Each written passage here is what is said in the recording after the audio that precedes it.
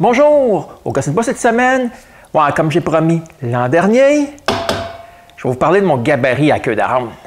Et pour l'occasion, on va faire des tiroirs. Ouais, mais je sais pas si on peut appeler ça des tiroirs quand il n'y a pas de fond.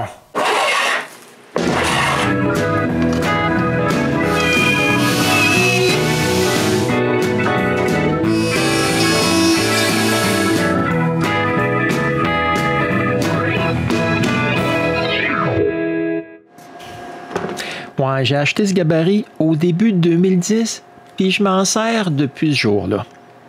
Le modèle que j'ai acheté, c'est celui de 18 pouces. Mais il en existe un de 12 et un autre de 24. Donc, pour le reste de l'épisode, je vais vous parler de mon expérience avec mon modèle. Par contre, la première chose dont il faut parler, c'est le support pour surélever mon gabarit que j'ai fabriqué. En fait, là, j'avais trouvé le plan dans un magazine en 2010. Les deux ailettes de chaque côté permettent de pouvoir déposer une toupie de chaque côté. Ouais, parce que j'aime bien utiliser deux toupies quand je fais des queues d'aronde débouchantes. En plus, quand les ailettes sont ouvertes, je peux me servir de cet espace pour retenir le gabarit sur mon établi. À l'intérieur, il y a une boîte qui renferme tout ce que j'ai besoin pour faire les queues d'aronde. Donc, le support arrière pour retenir les pièces un peu plus longues. Ouais, sur chaque côté, il y a une butée que je peux ajuster pour que le tout soit bien droit. On retrouve ici les mêmes butées à l'avant du support. Et comme le gabarit est vissé sur une planche de bois, j'ai juste à visser la planche sur le gabarit et le tour est joué. Vous pouvez voir comment c'est facile de placer un morceau à l'avant avec la butée du bas. Voici ce que j'aime de ce gabarit. Chaque doigt peut se placer individuellement à des endroits différents. Contrairement à un gabarit plus conventionnel qui ressemble plus à ça avec les doigts qui sont toujours à la même distance. Ouais, ce qui force à avoir les hauteurs de tiroir à un multiple de 7/8 de pouce. Donc, en pouvant mettre les doigts n'importe où, j'arrive à faire des tiroirs qui ressemblent à ça. Ouais, tous mes tiroirs ont un espacement différent. Pour ajuster le gabarit, c'est très facile. Il s'agit juste de dévisser et déplacer chaque doigt à l'endroit où on les veut. En passant, comme c'est un produit canadien, il utilise un tournevis Robertson et il est fourni avec le gabarit. On peut aussi retrouver des languettes de plastique. Ouais, ça, j'y reviendrai plus tard. Il y a aussi ce guide, mais on peut utiliser n'importe quel guide de 7/16 de pouce. Il y a aussi un manuel d'instruction. En fait, ce manuel, c'est votre meilleur ami. À l'intérieur, vous trouverez toutes les informations dont vous aurez besoin pour fabriquer des tiroirs en queue d'aronde. Ouais, mais malheureusement, il est disponible qu'en anglais. Pour faire fonctionner ce gabarit, il faut aussi plusieurs types de fraises. Voici celles que j'utilise le plus fréquemment. Par contre, elles ne sont pas fournies avec le gabarit. Je vais donc commencer par vous montrer comment faire des queues d'aronde recouvertes avec des queues placées à des endroits aléatoires. La première chose à faire est d'installer le peigne en position de queue d'aronde recouverte. Après avoir mis un côté du tiroir à l'avant, je peux placer les queues à l'endroit où je les veux. Pour cet exercice, je vais faire 5 queues, dont les 2 aux extrémités seront collées les unes ces autres. Pour trouver l'emplacement exact des queues, j'aime bien toutes les coller ensemble et prendre la mesure. Dans cet exemple, je divise cette mesure par 2. Je place la queue au centre et je la visse en place. En passant, là, il faut s'assurer que toutes les vis sont bel et bien vissées fermement. Ouais, si vous oubliez de le faire, il est fort probable qu'avec la vibration, vous perdrez une vis ou deux. OK, j'ai été forcé de m'en commander à cause de ça. Regardez ici comment le guide va passer pour créer des queues d'aronde. Ouais, mais ici, on a un léger problème. Le guide peut s'insérer entre 2 doigts. Il faut donc boucher ses trous. Donc, la première chose à faire est de les mesurer. Ensuite, c'est le temps d'utiliser une des languettes de plastique. Ouais, comme je garde tous les morceaux que j'ai toujours coupés, je vais couper un de mes morceaux à la longueur que j'ai mesurée. Maintenant, j'ai juste à l'insérer dans l'ouverture. Ouais, je refais ça une deuxième fois pour la deuxième ouverture. Maintenant, mon peigne est prêt. Mais il faut que je sélectionne la fraise que j'aurai besoin pour faire mes queues. Selon le manuel, c'est celle-ci qu'il me faut. En fait, là, c'est celle que j'utilise le plus. Donc, après l'avoir installée dans ma toupie, je marque mon bout de bois à la hauteur que je veux couper les queues. Je mets ça en place et j'ajuste la toupie à cette hauteur. Après avoir déplacé le gabarit à l'épaisseur de mon bois, je peux couper les queues.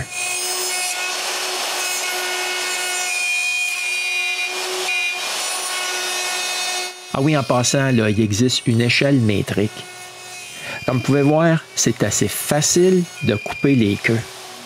Et avec les petits bouts de plastique que j'ai mis entre les doigts, j'ai juste à suivre le patron pour avoir les queues parfaites.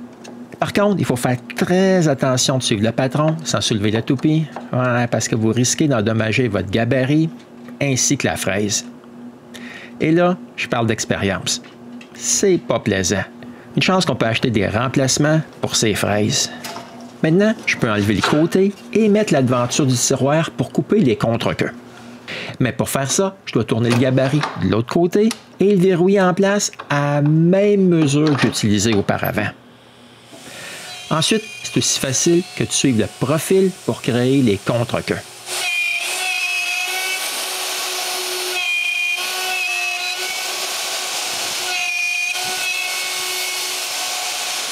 Bon, maintenant, il ne reste plus qu'à essayer les deux morceaux ensemble. OK, c'est assez évident que c'est pas correct. Donc, avec votre meilleur ami, c'est-à-dire les instructions, il s'agit de trouver la solution au problème. La solution nous dit de baisser la fraise de la même hauteur que l'espace qu'il y avait. Donc, je baisse la fraise. Je recoupe un bout de mes planches et je refais un autre test. Ici, vous pouvez bien voir qu'avec mon support, c'est plus facile de voir et moins dur sur le dos que si le gabarit serait sur mon établi. C'est maintenant le temps de regarder à quoi ressemble cet assemblage. Moi, c'est parfait. Si j'aurais pas eu d'éclat, ça aurait été encore mieux. Ouais, mais qu'est-ce que vous voulez? C'est ce qui arrive quand on utilise du bois de construction. Ouais, certaines personnes peuvent dire que c'est assez long pour ajuster le gabarit pour faire une seule coupe.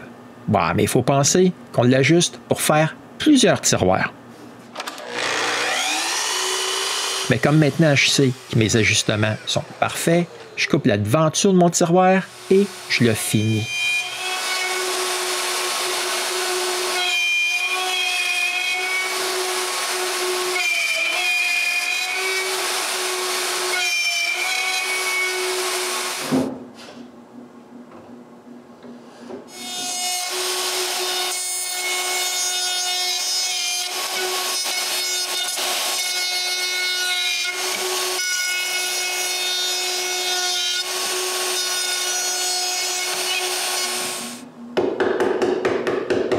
Et voilà, j'ai 3 côtés du tiroir. C'est exactement ce que je voulais. Je reviendrai pour l'arrière plus tard. Ah, mais je sais à quoi vous pensez. Vous demandez comment faire pour faire des tiroirs avec 2 côtés asymétriques. Ouais, mais ça, c'est assez facile. J'en ai fait des douzaines. Premièrement, je vais couper un peu moins large les planches que j'ai préparées. Ici, on peut bien voir qu'originalement, mon gabarit était placé pour que la queue soit ici. Mais maintenant, il faut qu'elle soit ici. Je dois donc déplacer les doigts.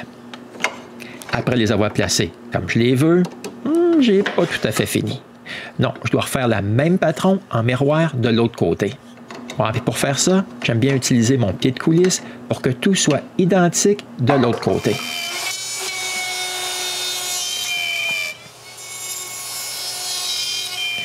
Ensuite, toutes les autres opérations sont les mêmes que celles que j'ai montrées tout à l'heure. Ouais, quand je fais ce type d'assemblage, je place toujours 2 côtés à la fois en même temps sur le gabarit. Exactement comme ça. Quand les queues sont faites, je dois couper aussi toutes les contre-queues. Mais ici, il faut quand même que je fasse attention pour ne pas couper dans la dernière section. Parce que ça, ça ruinerait la devanture de mon tiroir. Quand j'ai un côté terminé, je tourne la planche, je la mets sur le côté droit du gabarit et je coupe les contre-queues là aussi. Et voilà, j'ai un tiroir dont les 2 côtés sont asymétriques. Ouais, puis ça me laisse de l'espace au haut pour une glissière. Et maintenant, j'ai 2 tiroirs qui n'ont pas de morceaux à l'arrière. Je vais donc faire des queues d'aronde débouchantes pour l'arrière. La première chose à faire est tourner le gabarit de l'autre côté. Et encore une fois, en utilisant le manuel, je choisis la fraise dont j'ai besoin pour mes queues débouchantes. Ensuite, je peux la mettre dans ma toupie. Puis, je peux couper les deux côtés à bonne longueur, marquer l'épaisseur du bois et ajuster la toupie à cette épaisseur. Même avant de commencer, je mets aussi une fraise droite dans mon autre toupie et je l'ajuste à bonne hauteur. Ensuite, je peux couper toutes les queues. Bon, c'est assez facile. On place le peigne à la position universelle pour couper les queues et c'est parti.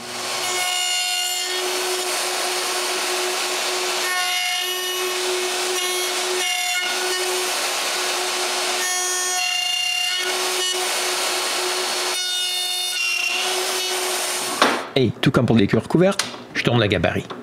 Ensuite, je mesure l'espace entre les queues, j'ajuste le gabarit à cette mesure et je coupe les contre-queues avec mon autre toupie, celle qui a la fraise droite.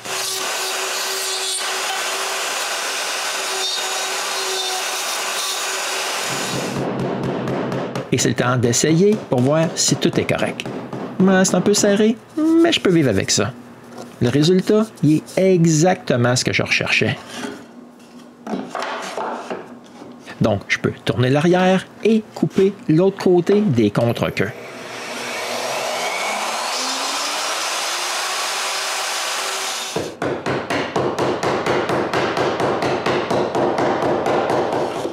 Et voilà, j'ai un tiroir. OK, il n'y a pas de fond, là, mais c'est quand même les quatre côtés d'un tiroir. Maintenant, je vais faire l'arrière de l'autre tiroir. Alors, pour ça, je dois déplacer les doigts. Mais je fais quelque chose que je ne vous conseille pas de faire. C'est d'avoir un espacement qui est asymétrique pour un côté de tiroir. Plein de choses peuvent aller mal.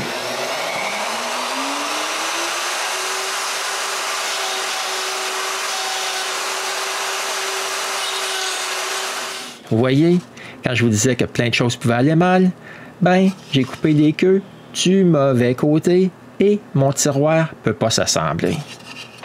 OK, pour l'exercice et pour pas trop perdre la face, je vais recommencer et recouper les queues, mais du bon côté cette fois-ci. Et maintenant, comme c'est coupé du bon côté, le tiroir s'assemble. Mais quand on regarde à quoi ça ressemble, c'est assez évident que la queue de gauche est plus large que celle de droite. Ce qui a pour effet que sur ce côté, la queue large est à gauche, mais de l'autre côté est à droite. Bon, c'est pas une grosse affaire pour l'arrière, mais ça ne serait pas terrible si on les verrait à l'avant. Bon, il existe beaucoup plus d'assemblages qui peuvent être faits avec ce gabarit, comme des queues d'aronde recouvertes en une passe. Bon, comme celles qui peuvent être faites avec les autres types de gabarits à queue d'aronde. On peut aussi faire des queues d'aronde recouvertes avec une feuillure. Des queues d'aronde qui glissent entre elles ou des queues droites. Mais on peut faire encore plus. Ouais, j'ai reçu de la compagnie Lee un gabarit Isolock pour faire des assemblages différents. Pour être honnête, ce gabarit m'a été donné. Donc, on va le découvrir ensemble. Je dois donc lire les instructions pour pouvoir m'en servir. La première chose que je dois faire est m'assurer que le patron est bien centré sur mon gabarit. Ensuite, j'ai juste à utiliser la fraise qui est fournie avec, ainsi que le guide, et je peux faire mon premier test.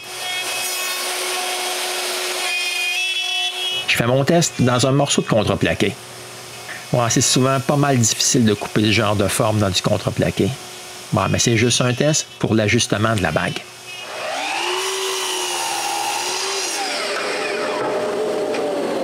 Donc, après avoir coupé la forme, je la coupe en deux.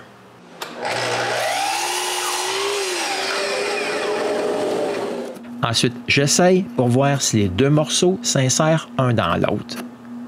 Bon, comme ça semble parfait, je vais refaire un autre test, mais encore avec du contreplaqué.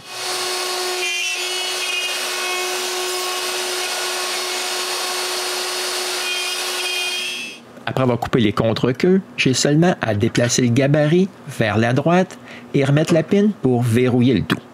Maintenant, on peut bien voir que j'ai un espace à gauche, à l'endroit où il n'y en avait pas auparavant. Je peux mettre mon autre morceau de bois dans l'autre direction et couper les queues.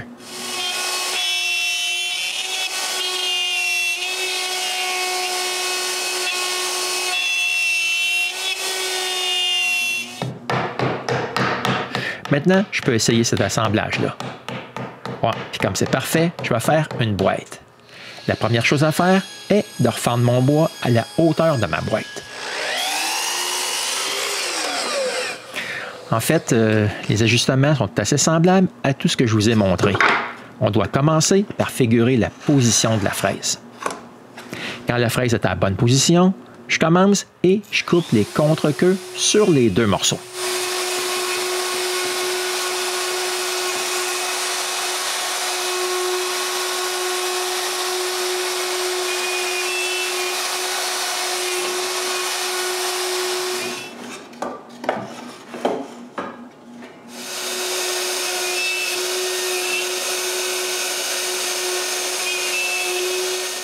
Et voici ce que ça donne. Moi, c'est assez spécial de voir ça. Maintenant, je dois quand même couper les deux bouts de planche pour faire les deux autres côtés. Et pour les faire comme tantôt, je bouge le gabarit vers la droite. Je m'assure que le bout de bois est bien droit et je coupe les queues.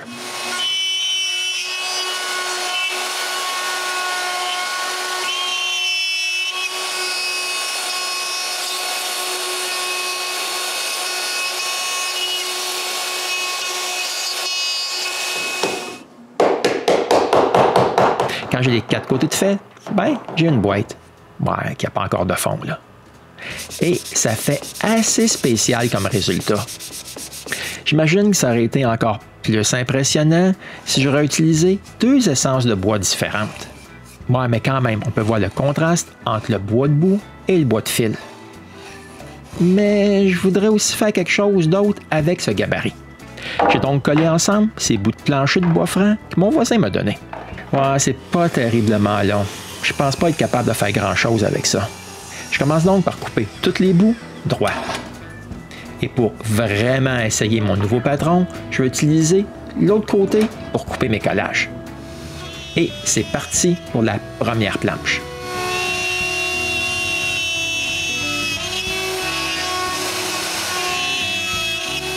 Après avoir déplacé le gabarit encore une fois vers la droite, je fais une autre planche.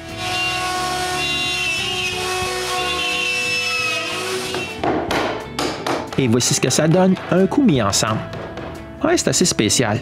C'est un type de patron pour joindre deux planches ensemble que j'avais jamais encore vu de ma vie. Je vais donc, encore une fois, changer le patron et couper deux autres planches avec le même patron de trèfle que j'ai utilisé auparavant. Voici maintenant ce que mes deux planches ont de l'air avec ce patron. Ok, je sais pas, mais je pense que j'aime mieux ça que l'autre. Ouais, par contre, j'ai une plus grosse perte à chaque bout. Mais ça, c'est à cause de la forme du patron.